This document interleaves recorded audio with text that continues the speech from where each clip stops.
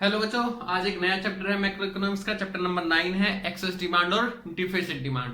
तो इसके अंदर अभी तक हम लोगों ने जो चैप्टर में पढ़ा था, चैप्टर 7 में 8 में चैप्टर 7 में पढ़ा था एग्रीगेट डिमांड क्या होता है, एग्रीगेट सप्लाई क्या होता है। उसके बाद हम लोगों ने पढ़ा था कि फुल एम्प्लॉयमेंट लेवल पे एग्रीगेट डिमांड और एग्रीगेट सप्लाई जो इक्विलिब्रियम कैसे होता है। लेकिन इस चैप्टर के अंदर हम पढ़ेंगे कि अगर ये इक्विलिब्रियम ना हो, यानी कि अप या डाउन हो, तो एक इकोनॉमी के अंदर किस तरीके से इंपैक्ट जाएगा। तो उसी चीज के लिए हम बात करने वाले हैं। तो इस टॉपिक का जो बात करेंगे वो करेंगे एक्सेस डिमांड। एक्सेस नाम से ही पता लग रहा है, एक्सेस मतलब ज्यादा, यानी कि किसी एक इकोनॉमी के अंदर किसी भी चीज की डिमांड ज्यादा है। ठीक है, तो उसका पहले डायग्राम है, उस डायग्राम को मैं अभी एक्सप्लेन करूंगा, बताऊंगा। भाई मैं मान के चल रहा हूं ये मेरा एक्स एक्सिस है और ये मेरा वाई एक्सिस है, और ये मेरी जो 45 डिग्री का एंगल बनाती है ये मेरी इनकम की लाइन है, ये वाली लाइन, और ये मेरी एग्रीगेट डिमांड है।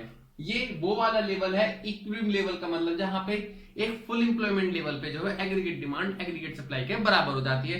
लेकिन बात कर रहे हैं एक्सेस की, तो डेफिनेटली इससे जो ऊपर की लाइन होगी, ये वाला जो बिंदु होगा, ये आप लोग का जो है एक्सेस डिमांड वाली चीज होगी। यानी कि जो किसी एक अर्थव्यवस्था में कि फुल एम्प्लॉयमेंट लेवल होने के बावजूद भी हमारी जो डिमांड है वो हाई है, तो उसके रीजंस क्या हैं और उससे क्या क्या इफेक्ट पड़ेगा इकोनॉमिक के अंदर, तो वो आज इस वीडियो के अंदर हम देखने वाले हैं। तो इस वीडियो को देखने से पहले प्लीज वीडियो को लाइक का बटन दबाएं और सब्सक्राइब करें। तो फिलहाल पहला मुद्दा, यानी कि एक्सेस डिमांड होता क्यों है, रीजन क्या है। राइज इन एमपीसी, मतलब किसी एक अर्थव्यवस्था के अंदर अगर कुछ मतलब कि कुछ जो कंपनियां हैं, फर्म्स हैं, घर हैं, अगर वो अपनी इनकम को ज्यादा कंज्यूम करना शुरू कर देंगे, यानी कि चीजों को ज्यादा खरीदना शुरू कर देंगे, तो उसके कारण भी हमारी एक इकोनॉमिक के अंदर मतलब कि डिमांड हाई हो जाती है। दूसरा पॉइंट है रिडक्शन इन टैक्सेस, मतलब गवर्नमेंट ने किसी भी कारण से टैक्सेस को रिड्यूस कर दिया। मतलब कि अगर एक व्यक्ति की इनकम 100 रुपए है और उसमें से पहले जो गवर्नमेंट थी वो 30 रुपए लेती थी टैक्स का, तो मेरी पॉकेट में कितने बचे, 70 रुपए। लेकिन अब उसने घटा के ना टैक्स को 10 रुपए कर दिया, तो बोल दूं मेरी जेब के अंदर 20 रुपए एक्स्ट्रा बचने शुरू हो गए, और जो एक्स्ट्रा 20 रुपए बचेंगे तो उसे भी मैं क्या करूंगा, कंज्यूम करूंगा, जिससे कि मेरी इनकम राइज हो, मतलब कि एक्सेस डिमांड हो जाएगी। Increase in government expenditure, increase in government expenditure का मतलब है कि जब गवर्नमेंट होती है, यानी कि अपने खर्चों को इंक्रीज कर दे, रोड ब्रिज सड़कें, ये अगर चीजें ज्यादा लेवल पे बनाएगी तो गवर्नमेंट ज्यादा खर्चा करेगी, और गवर्नमेंट ज्यादा खर्चा करेगी तो हमारी इनकम ज्यादा होगी, और अगर हमारी इनकम ज्यादा होगी तो हम कंज्यूम भी ज्यादा ही करेंगे। तो इसका मोटिव ये है।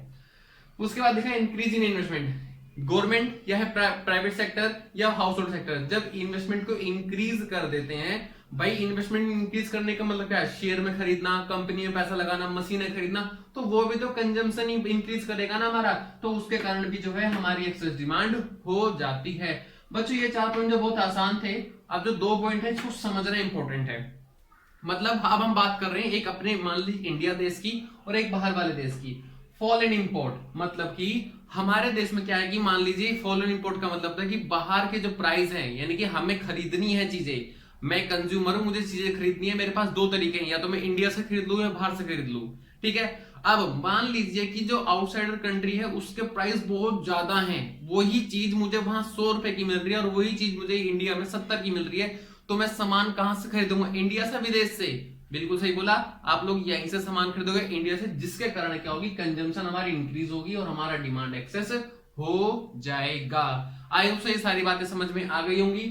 अब उसके इंपैक्ट क्या होते हैं, अगर किसी इकोनॉमी के अंदर डिमांड हमारी ज्यादा हो जाती है, एक्सेस डिमांड ज्यादा हो जाती है, तो हमारा जो है ये इंपैक्ट क्या होगा।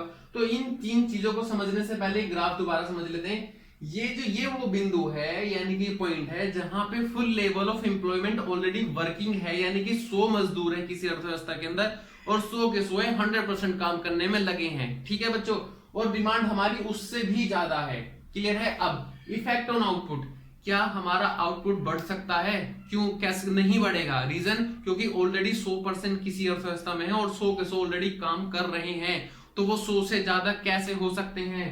तो हमारा इफेक्ट ऑन आउटपुट यानी कि नो चेंज, ये हमारा चेंज नहीं हो सकता।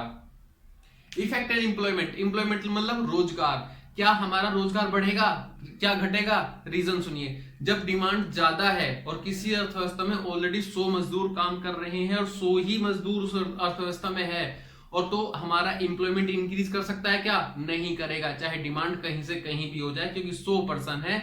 अगर एक दिन में 24 घंटे हैं तो 24 ही तो होंगे, 25 घंटे तो नहीं हो सकते ना। तो सेम चीजें यहाँ पर है, तो यानी कि इफेक्ट ऑन एम्प्लॉयमेंट, तो ये भी हमारा चेंज नहीं होगा।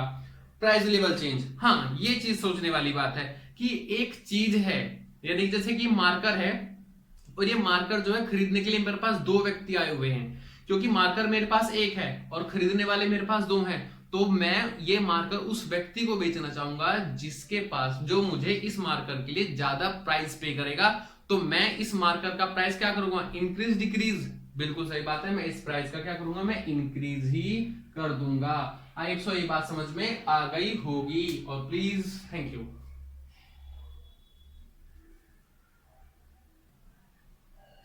हेलो बच्चों, इसी वीडियो में कंटिन्यू करते हैं। अब हम पढ़ेंगे डिफिसिट डिमांड। डिफिसिट डिमांड का मतलब क्या होता है कि अगर हमारे जो है फुल एम्प्लॉयमेंट लेवल से अगर कोई किसी भी अर्थव्यवस्था के अंदर की चीजों को कम डिमांड करा जा रहा है एक्चुअल लेवल से, तो उसको बोलते हैं हम लोग अपने डिफिसिट। और ये जो पॉइंट है ये जो आप लोग का ये एक्चुअल वाला है, जबकि डिफिसिट डिमांड है, तो डिफिसिट डिमांड इसी ग्राफ से क्या हो जाएगी? नीचे। और एक्सेस में क्या थी? इससे ऊपर, और इसी में क्या हो जाएगी? नीचे।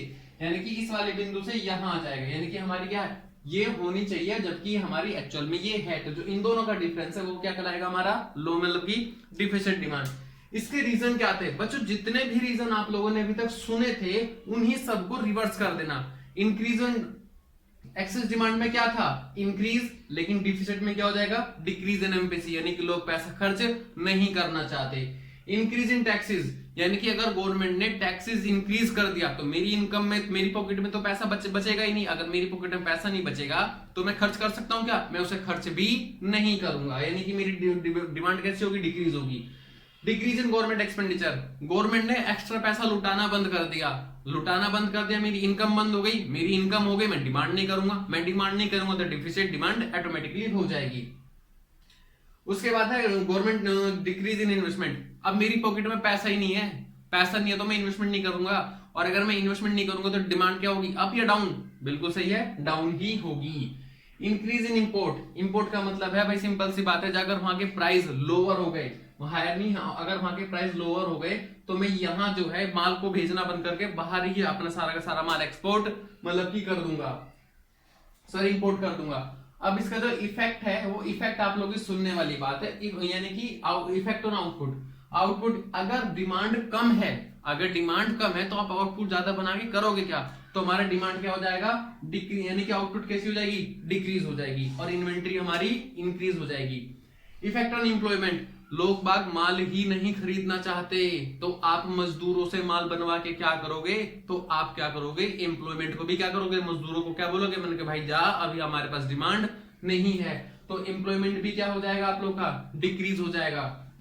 प्राइस लेवल, भाई जो मेरे पास ये मार्कर है, ठीक है, एक मार्कर है, कोई खरीदने ही नहीं आ रहा है इसको क्योंकि डिमांड ही नहीं है मार्केट में, तो मैं क्या बोलूंगा? मैंने कहा भाई 5 का है तो चल तू 3 में ले जा यार, लेकिन मेरा मार्कर ले जा, ठीक है। तो प्राइस मैंने क्या हुआ? इंक्रीज डिक्रीज, ये भी प्राइस मेरा क्या हुआ? डिक्रीज हुआ। Thank you. और प्लीज यार मेरे चैनल को सब्सक्राइब करें, वीडियो को लाइक करें, क्योंकि यार प्लीज थोड़ा सपोर्ट करोगे तो फायदा होगा। Thank you.